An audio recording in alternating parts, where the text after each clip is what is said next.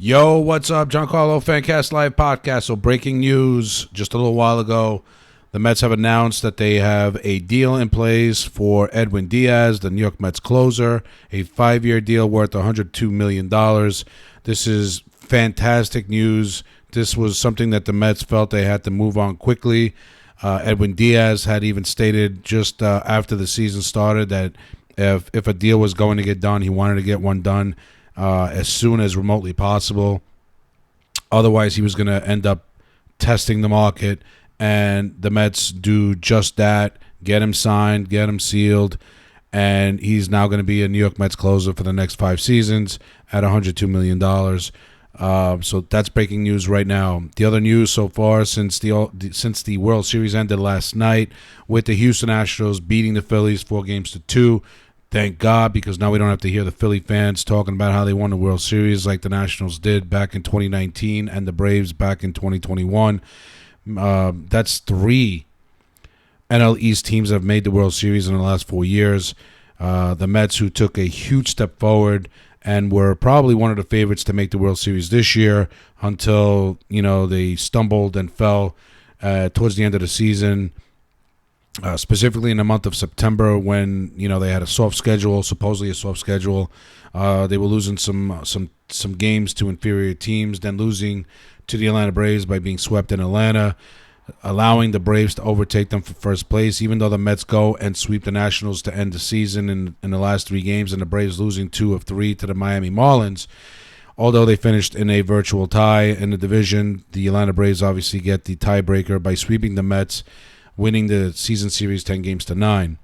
The Mets end up in the wild card series, and the rest is history. They lose 2 games, 2-1 to the San Diego Padres, and are eliminated. And now they sit home. So, but here we are, the World Series being over, and Houston winning it. It's official that players and teams can start making announcements on team options, player options. Players can make announcements on whether they want to opt in or opt out of their contracts. So on and so forth. So here we go. With the Edwin Diaz deal in place, the Mets no longer have to worry about their closer. Now they can move on to the next most important player on their priority list, and that's got to be Jacob deGrom, who I'm not sure if he's even made it official yet that he's opting out of the New York Mets deal. We're assuming that he is because he had announced at the beginning of the season that he was. If that's the case, I think the Mets need to start negotiating with Jacob deGrom on a new deal. The quicker they get that deal done, the better. A lot of people are speculating that Jacob deGrom is gone, that he's not coming back. I have to disagree with a lot of the speculation out there. I don't think this has anything to do with Jacob deGrom wanting to play closer to home in Florida or wanting to go to Atlanta or whatever the speculation out there is. I truly believe that this is a business decision that Jacob deGrom made because he is a pitcher being underpaid for the accomplishments that he has had in the last 3, 4, 5 years. He's won back-to-back Cy Young Awards. He possibly could have won a third had he not gotten hurt. I know health is a big issue right now with Jacob deGrom missing the entire second half of the season last year and the entire first half of the season this year with a shoulder injury. But truth be told, Jacob deGrom is still the best pitcher in baseball. He got shellacked by the Braves and that game in that series in Atlanta where the Braves swept the Mets. But he pitched very well in the wild card series in Game 2 to help the Mets tie that series and force a Game 3. Unfortunately, Chris Bassett got shellacked in Game 3 and the Mets were eliminated. But Jacob deGrom is probably the next person on the priority list for the New York Mets. What kind of deal is going to take to get Jacob deGrom to sign and come back and wear a New York Mets uniform? It's probably going to take a deal that's worth more than that of Max Scherzer. Last year, Max Scherzer was a pitcher that was on the market, was on the open market, and the Mets were very interested. And I believe that the Mets made an initial offer to Max Scherzer that he declined Could have been $25, $30 million, whatever the case may be. I don't know what the numbers were. And Max Scherzer probably turned to Steve Cohen and said, you know what, keep your money. I'm going to keep shopping around. And Steve Cohen probably took that as, I don't fucking think so. I'm going to make this guy an offer he can't refuse. He's going to be wearing a New York Mets uniform, and he's going to be pitching for this New York Mets organization. And sure enough, Steve Cohen made an offer to Max Scherzer that he couldn't refuse, $43.3 million per season for 3 years. That's a big contract for 3 years, and I'm sure that Jacob deGrom is watching from a distance and feeling snubbed at the fact that you just gave possibly the second or third best pitcher in baseball more money than me when I'm the best pitcher in baseball. So I think that's what it comes down to. It's just a business thing. Hopefully Jacob deGrom will still be wearing a Mets uniform come 2023. If not, the Mets will have to seek out other options. Other options can be Carlos Rodon, Justin Verlander, just to name a few. They can always there's always the trade option. You can always go and trade for a Shohei Ohtani. I know that's probably not a realistic thing that can happen, but just to throw it out there, it's something that a lot of people have been talking about, the possibility of the Angels seeking a trade for Shohei Ohtani, who's a dual threat. He's a starting pitcher and a power-hitting DH/outfielder for the Angels right now. I would love to have a player like Shohei Ohtani on this Mets roster, but let's be realistic. It may or may not happen. I think it's a long shot, but you have to throw the name out there anyway. But those would be your possible replacements for Jacob deGrom. Carlos Rodon, Justin Verlander, or a trade for Shohei Ohtani. Then Jacob deGrom is not the only free agent in his Mets rotation. Chris Bassett announced today that he is declining his player option. He's going to hit the open market. He's now a free agent. Is Chris Bassett going to be a one and done as a New York Met? I hope not. A lot of people are demonizing Chris Bassett for the last two starts of the season, the one in Atlanta where the Mets got swept, and then the Game 3 start in the Wild Card Series against San Diego. He didn't pitch very well, and it's well documented that he didn't. But you can't judge Chris Bassett on just those two performances because he had a tremendous 2022 season for the New York Mets. He pitched very well. He was in double-digit wins. I think he pitched the most innings as a Mets pitcher in that rotation. I think you have to consider bringing him back. Obviously, at a salary increase, I think he was due to be making, $18, $19 million a year this year. I think that there's still a possibility that the Mets can make him a qualifying offer. He could still decline it, but it would be a significant increase in salary from $18, $19 million that he would have made had he accepted the player option. Taijuan Walker, I believe, has a player option that I believe he's going to decline. He's probably going to hit the open market. And then you have Carlos Carrasco has got a team option.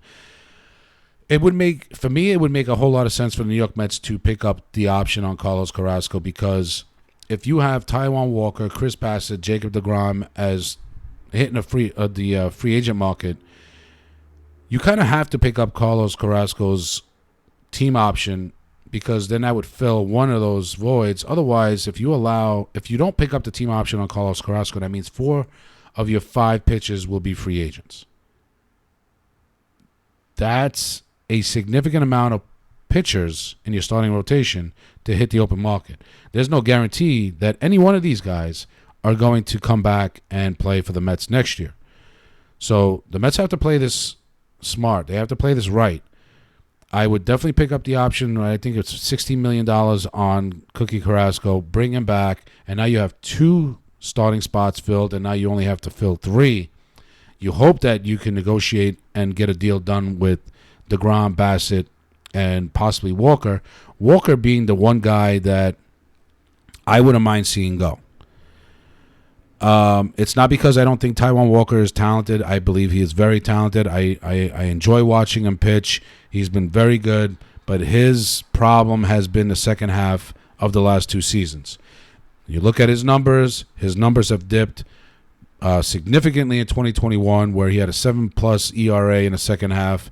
And this year, his ERA, went up again, not significantly enough like it did in 2021, but it's still something that the Mets need to keep in the back of their minds when, considering bringing back Taijuan Walker. So, again, replacements would be Carlos Rodon, Justin Verlander, and the trade for Shohei Ohtani. So that's the starting rotation. Then you got the bullpen. You got a lot of people in the bullpen that are free agents. Edwin Diaz, we just broke the news to you guys that Diaz just signed a 5-year, $102 million deal. So he's signed, sealed, and delivered. He's not going to be going anywhere. He's going to be back with the New York Mets next year. Trevor May, does he stay or does he go? I believe he should go. He's a guy that when he signed, I really, really liked the signing. I really liked the fact that he was a power pitcher. He was going to be a setup guy, back end of the rotation guy that's, going to get the strikeouts you need. For me, he was too inconsistent. He was constantly hurt, and he was the type of guy who, talked the talk but never walked the walk. I think that if you're gonna bring him back, I would not bring him back for more money. I would try to, sign him back for less money. But you can always replace him with a guy like Robert Suarez. He pitched for the San Diego Padres this year. He was very, very good. I think the Mets should key in on him on the open market. I don't think May should come back. Seth Lugo is a guy who has been a fixture in the Mets bullpen. He's been very, very good. He had a so-so season in 2022. I think that everybody's entitled to a bad year, and Seth Lugo had I wouldn't say a significantly bad year, but he had his ups and downs. He kind of started figuring it out towards the end of in the second half of the season. He pitched much, much better in the second half. I think the Mets should really consider bringing him back. But I think there's still a thing in the back of Seth Lugo's mind that he wants to be a starting pitcher. He's going to test the market, and he's going to look for a team that's going to probably offer him a starting pitching position on their roster. I don't know. There's a good chance that Seth Lugo might walk if he gets that opportunity with another team, because it's not going to be with the New York Mets with Tyler McGill and Dave Peterson and the in a depth, looking to get a spot in rotation if any one of these guys leaves in free agency this year. Adam Ottavino had a really good season with the New York Mets this year. I would love to see him come back. He was at times pretty much lights out. Michael Givens, who came here at the trade deadline, just prior to the trade deadline from, I believe, the Cubs, didn't really perform very well. Once he came to the Mets, didn't really like him all that much. I wouldn't mind seeing him go. I really have no desire of bringing him back. Trevor Williams, he's one of those pitchers who, when called upon, he went above and beyond his call of duty. The Mets wanted him in the rotation. He pitched as a starter. They wanted him in the bullpen. He pitched out of the bullpen. And he performed well in each one of those roles. And I think he earned himself a new contract. Now, again, this is a decision that Trevor Williams is going to have to make, whether he wants to come back and be, a floater sort of type pitcher where he can help the Mets both in the bullpen and in starting rotation when needed, or he might want to seek, work elsewhere where he could either be a full-time starter or a full-time reliever, whatever case may be, depending on obviously the years and amount of money that he's going to be offered. But I wouldn't mind seeing Trevor Williams coming back. Tommy Hunter, another guy really don't care for. Wouldn't really care if he comes back or not. And the as far as position players are concerned, or if you want to call them that, Daniel Vogelbach is a player that the Mets have a team option on, and I believe that it's been announced that they're going to pick up the $1.5 million option on him. I understand that the Mets are picking up $1.5 million, so it makes a financial sense to bring him back. But quite honestly, Daniel Vogelback is a one-dimensional player who is a part-time DH because he doesn't hit both righties and lefties. He only plays when he's hitting against lefties, which means he's going to be sitting on the bench when he hits against when righties are on the mound. I just don't understand this. For $1.5 million, I think you can go out and get yourself a better bat with a bit more versatility who can possibly play the field, utility guy in the outfield, a utility guy in the infield, whatever the case may be. But I don't know. I think the reason why the Mets are bringing him back is because it makes financial sense. It's one less player that they have to replace on the bench or at the DH position because it's quite honestly, they didn't really get the numbers that they had anticipated out of the DH position at the beginning of the 2022 season when then it was J.D. Davis and Dom Smith who was supposed to be platooning as, righty against lefties, lefties against righty, DH guys. They didn't get the job done. Dom Smith is back in AAA. J.D. Davis has been since traded to San Francisco at the deadline. And I guess the Mets didn't really have any other options, and they didn't want to seek out another option on the free agent market. Maybe they couldn't find another player making less than $2 million a year. Whatever. Tyler Naquin is another guy that was brought here just before the trade deadline. I wouldn't mind bringing him back as a fourth outfielder. Listen, the Mets are always dealing with injuries, both in the infield and the outfield, and Naquin is probably a really good guy to have around, a guy that that can hit for power off the bench, who can play the field and play pretty decent outfield, play good defensively, and still hit the ball out of the ballpark. I think he's a lifetime 265, 270 hitter. I wouldn't mind having that around, but it all depends on what the price is on Tyler Naquin. I wouldn't mind seeing him come back. Brandon Nimmo, obviously he's one of the big free agents for the New York Mets. He's played a tremendous center field for them this year. He's got a high on-base percentage. He hit for 275, 280 this year. He hits for power. He walks a lot. He's a hustler. He is a spark plug for this New York Mets team. The Mets would absolutely be doing themselves an honorable thing by bringing Brandon Nimmo back. I think that Brandon Nimmo really needs to start being more aggressive on the base paths. I think he needs to add that to his repertoire, to his skill set. I think he started doing it a little bit more towards the end of the season, but I want to see more of it.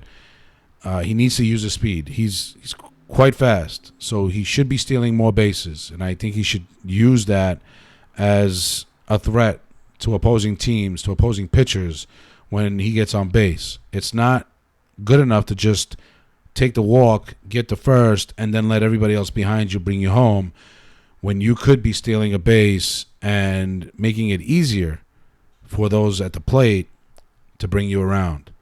But definitely want to see Brandon Nimmo back. If Brandon Nimmo were to leave, who do you replace him with? The Mets have already said that they're ready to move Starling Marte back to center field, which means that they would have to go out on the open market and get themselves a right fielder. Aaron Judge. I know it's highly unlikely, as everybody is saying. Yankee fans are like, the Mets would never get Aaron Judge. People tend to forget who the owner of the New York Mets is. Steve Cohen, like I mentioned earlier, went and made an offer to Max Scherzer. He probably said, no, thank you, I'll go elsewhere, and then made him an offer he couldn't refuse, and the guy signed for 3 years. Aaron Judge is in the same situation here, where if Steve Cohen makes an initial offer and he declines, he's going to up that offer. There's no fucking way that Steve Cohen, the New York Mets, Billy Epler, the general manager, are ever going to offer Aaron Judge a 7, 8, 9-year deal. It's just not going to happen. It's not realistic for Aaron Judge to get that long of a contract. He is 31 years old, or going to be 31 years old going into next year. There's no fucking way that I give a 31-year-old an 8, 9-year deal for any kind of money. Now, if the Mets want to be smart and they want Aaron Judge to get his payday because this is what it's all about. Aaron Judge is looking for his payday. The Yankees kept him in the farm system long enough. They brought him back late. They brought him up late, I should say, and his arbitration years were into his, in his prime, which means he had no leverage whatsoever to get a new deal, even though the Yankees could have easily given him a new contract. They could have given him an extension. They could have given him more money, but they didn't because they knew they didn't have to. If Steve Cohen really wants Aaron Judge in right field, I think you throw him the bank on a 3, possibly 4-year deal. I wouldn't go beyond 4 or 5 because 5 years would put him at age 36, close to 37, and you're done. But I think 3-4 years at probably, $45-50 million a year could potentially get Aaron Judge to sign on the dotted line. Now, I know. I get it. Highly unlikely. But this is where we're at. Aaron Judge wanted to hit the open market because he wants to get true value for his services. The Yankees weren't giving him that. He feels snubbed by the Yankees for not giving him the type of money that he wanted. But quite frankly, 8-9 years is just too long for a 31-year-old. I don't think teams are ever going to do that anymore. You have teams like the Atlanta Braves doing that with players on their roster, but they're young kids. They're 23, 24 years old. You give them a 10-year deal. After 10 years, they're at 33, 34, 32, 33, 34, and they still can go out and get themselves another contract elsewhere because the Atlanta Braves aren't signing them. They'll probably allow them to go to free agency. They've gotten their money's worth out of them on hometown discounts. That's how you operate. That's how the Yankees, of all fucking teams, the Yankees really need to take a page out of the Atlanta Braves book. A lot of teams should take a page out of the Atlanta Braves book. Sign these kids to extensions early for a really good discount. And by the time they're free agents at their 32, 33-year-old age, let them fucking go. Done. Start with, the next generation of players. I think the Mets should really take a page out of the Atlanta Braves book as well. Because quite honestly, I think Brian Cashman has put the Yankees organization in a spot where they can no longer spend the kind of money that they want to. Because maybe with George Steinbrenner being long gone, maybe Hal Steinbrenner and everybody else that's running this organization really don't want to pay that high luxury tax money to Major League Baseball. Steve Cohen might want to do it. He's a billionaire. He's $17 billion, $18 billion, $20 billion in the bank. Chump change. He's going to be willing to do it because, quite honestly, I think the Mets' team salary this year is going to be well above $300 million.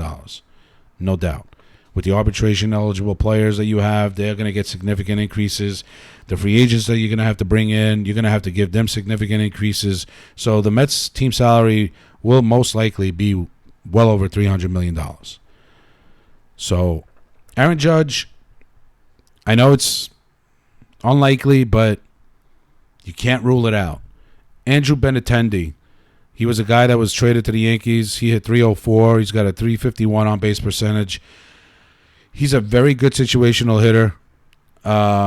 His defense might not be all that great, but I think the Mets could use him as a DH, a full-time DH. He can hit both righties and lefties, and he could play occasionally in the outfield when needed. I think that would be a good signing. I don't know if he hits. I don't think he hits enough for power, because I think that's where the Mets really want to upgrade is in the power department, and that's why Aaron Judge makes so much sense for me. But you don't have to sign an Aaron Judge to do that. You can go and get yourself a